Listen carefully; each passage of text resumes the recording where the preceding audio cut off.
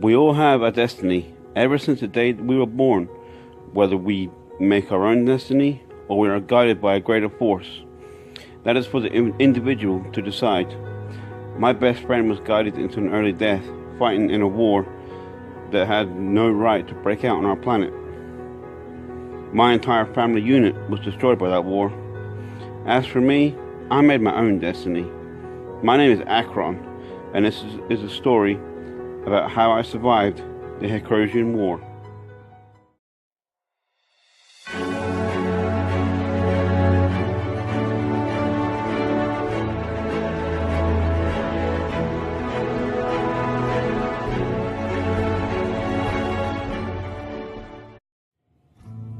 I come from a planet called Hecros.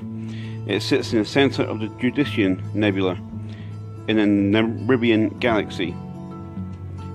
Hecros is a very Earth-like planet, except it is 3 times bigger than Earth. It is the 5th planet from our Sun, which is called Riptor. Hecros has 3 moons orbiting around it. Kezron, which is the moon that we judge time by, Caligulon, which is the moon of justice, and the Castellan moon, which is the moon that protects us from invasion by other planets and peoples. Kezron orbits twice a day. One day lasts 60 hours. Caligulon orbits Hecros twice a month, which is 60 days. And Castellan orbits once a month. It takes 60 months for Hecros to orbit Riptor. And that to Hecrosians is 1 year, which is 3,600 months. The average lifespan, it is said, of Hecrosians is 3,600 years. I was born in the Hecrosian year of 420. My father's name is Handro. He was 300 years old when I was born. My mother's name is Zelena. She gave birth to me when she was 265 years old. My parents taught me about all the Hecrosian beliefs and how we came to be.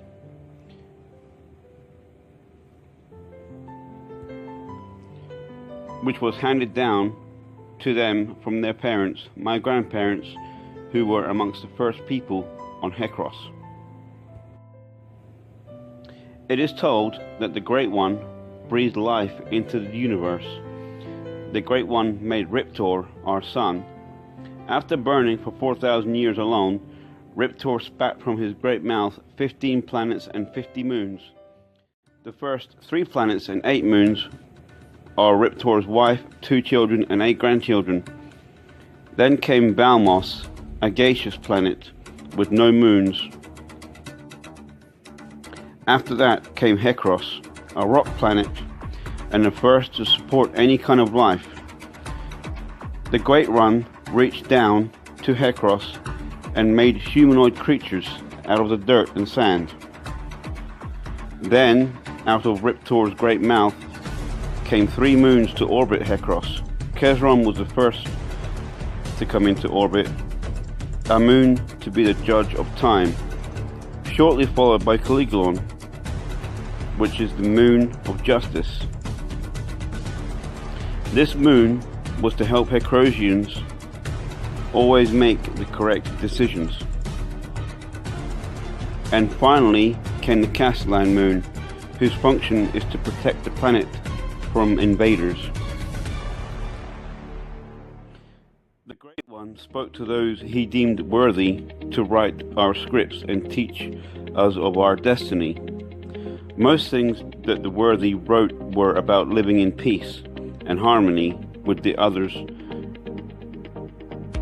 in the universe and the animals of Hecros.